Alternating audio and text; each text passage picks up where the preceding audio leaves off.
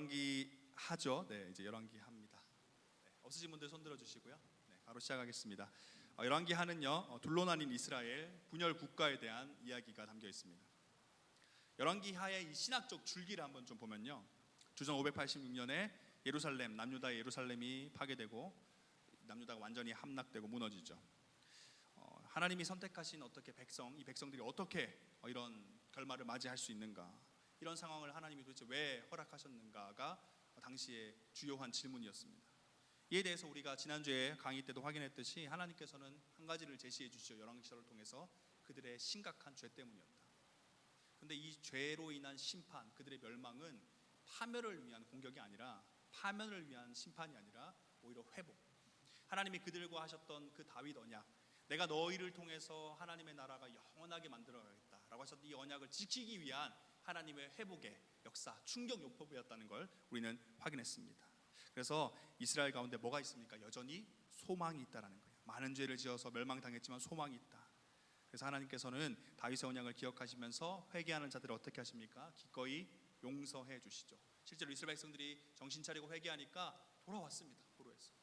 정말 놀라운 일은 하죠. 왕의 마음을 바꾸시고 막 주변의 환경들을 다 정리하시면서 돌아오게 해주셔요. 이게 하나님의 은혜죠. 자, 그래서 이제 열왕기 상하가 같은 신학적 주의를 가지고 있다라는 걸 확인해 주시고, 첫 번째 단락이 세 단락으로 되어 있는데, 첫 번째 단락은 1장 16장입니다. 1장부터 16장 북이스라엘과 유다 왕국의 역사를 기록하는데, 1장부터 8장을 좀 주목해서 보면 여기에 엘리야의 후계자 엘리사 선지자가 등장합니다. 근데 엘리사가 여러 가지 기적들을 행했는데 그게 다 적혀 있어요. 총 5가지인데 이 내용들을 쭉 보시면 어떤 내용이냐 하면 굉장히 개인적인 한 사람, 한 가정을 향한 어떤 기적들이 베풀어져요. 여기서 우리가 좀 확인할 수 있는 거, 아니 지금 엄청난 역사에 막 휘몰아치는 이런 상황 속, 막 나라가 망하고 막 전쟁이 일어나고 이런 상황 속인데 어떻게 이렇게 작고 사소한 개인적인 일에 관한 기적이 기록되어 있는가?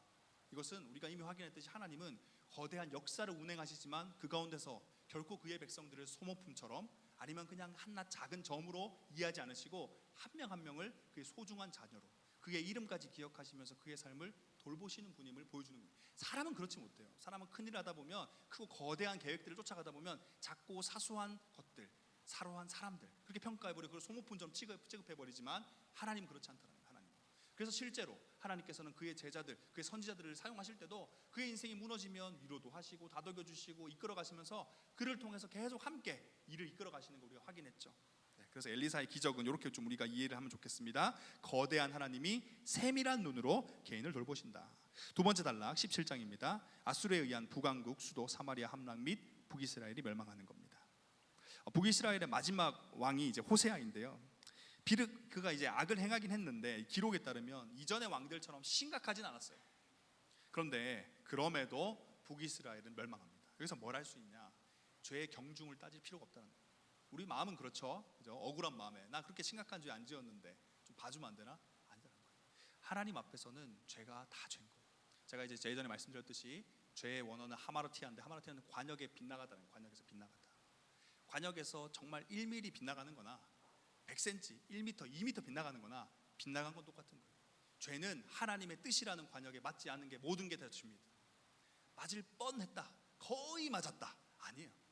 완벽히 맞아야 돼요. 그런 점에서 죄의 경중을 따지는 교만함, 이런 오만함을 하나님 앞에서 행해서는 안 된다는 겁니다. 자, 세 번째 단락 18장부터 25장입니다.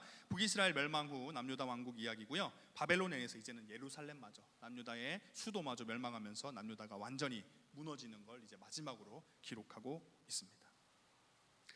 그런 생각을 좀 해봤으면 좋겠어요. 여러분, 이 부분 읽으실 때 유다 왕국은 지금 북이스라엘이 죄지어서 망하는 걸 두 눈으로 봤잖아요. 그럼 정신 차려야 되는 거 아닙니까? 어디 지구 반대편에 나라도 아니고 바로 위에 자기 가족들도 있을 수 있어요. 다 소식을 듣고 있다고요. 그런데도 정신을 못 차렸다는, 그런데도 이게 죄의 무서움, 죄의 강력함. 여러분, 이 죄를 경계해야 되는 이유가 바로 여기 있는 겁니다. 그래서 이제 두 번째 내용 보면 처음 등장하는 왕이 세 번째 단락에서 처음 등장하는 왕은 히스기야입니다. 다윗의 버금갈 만큼 선한 왕으로 평가받고요. 대대적인 개혁을 통해서 하나님과 다시 백성들로 하여금 연합하게 만든 왕이었습니다. 잘 하셨어요. 잘했는데 히스기야가 이제 잘하고 있었지만 여전히 그들을 향한 심판의 어떤 시계는 멈추지 않았죠.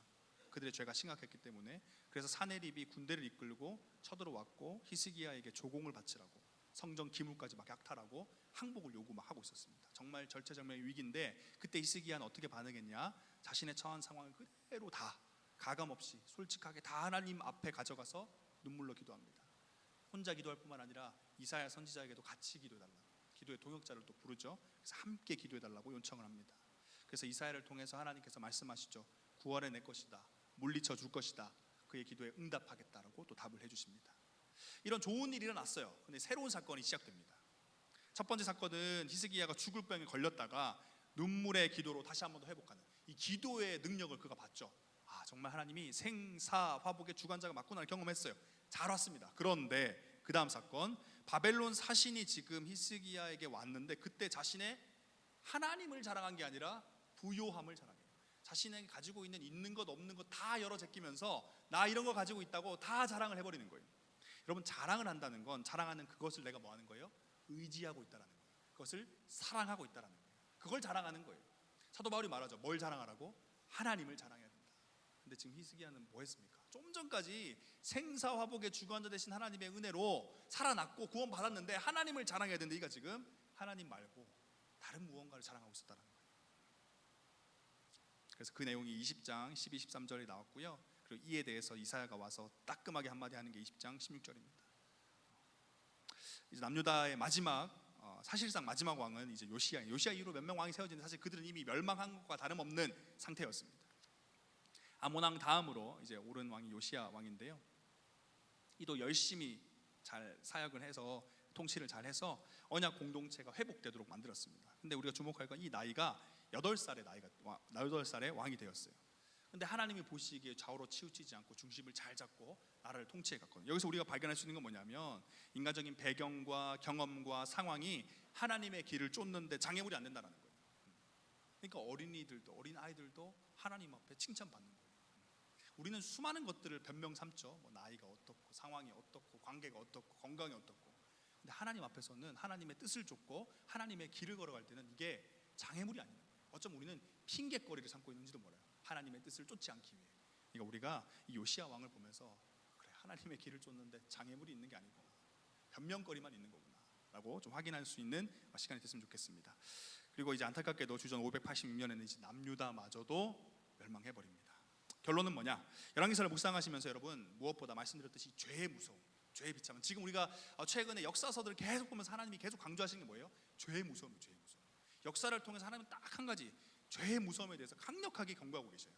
자리도 내두지 말라. 다윗 보면서 제가 말씀드렸죠. 자리를 지켜야 돼. 자리를. 경건한 자리, 죄의 유혹을 받지 않을 그 자리. 여러분의 인생 속에서 죄의 유혹을 받는 그런 자리들 다 제해야 돼요. 친구 관계가 그렇다면 그런 친구 관계도 정리를 좀 하셔야 될 필요도 있고요.